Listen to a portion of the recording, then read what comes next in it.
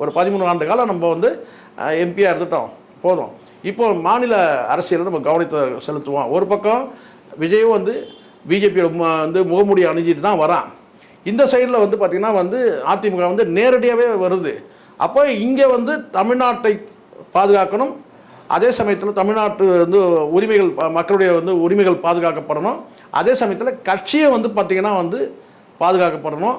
ஏன்னா இந்த ஒரு புயலில் நீங்கள் சொன்ன மாதிரி ஒரு சூறாவளியில் வந்து பார்த்திங்கன்னா கட்சியில் வந்து பார்த்திங்கன்னா ஒரு 8 தொகுதியில் நேரடியாக பேசிடுவோம். அதனால் 8 தொகுதியில் 6 பேர் தோற்றுட்டாங்கன்னு வச்சுங்க, ஒரு 2 பேர் மட்டும் ஜெயிக்கிறாங்கன்னா அதுக்கு வந்து பார்த்திங்கன்னா நாளைக்கு நம்ம காரணமாகிடக்கூடாது. 8 தொகுதி கொடுத்துட்டாங்க, ஒரு கேள்வி கூட இப்படி கேட்டுருக்கலாம்ல. ஒருவேளை மு.க. ஸ்டாலின் இந்த கேள்வி கூட வச்சிருக்கலாம் பேசும்போது, சரிப்பா போன முறை நீங்கள் 6 தொகுதி வாங்கினீங்க, 4 தான் ஜெயிச்சிங்க, 2 தோத்துட்டீங்க, அது 2மே ரிசர்வ்டு.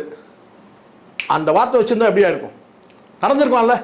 இப்போ 8 கேட்குறீங்க, இவர் 4 ஜெயிச்சு கொடுப்பீங்களா அப்படின்னு கேட்டிருந்தா, அப்போ அந்த 8 ஜெயிக்கணும்னா ஒரு எம்பின்ற அந்த கெப்பாசிட்டியே இருக்கணும். நம்ம களத்தில் நம்மளே எலெக்ஷன் தேர்தலில் போட்டிடுவோம்னு நினச்சிருக்கலாம்.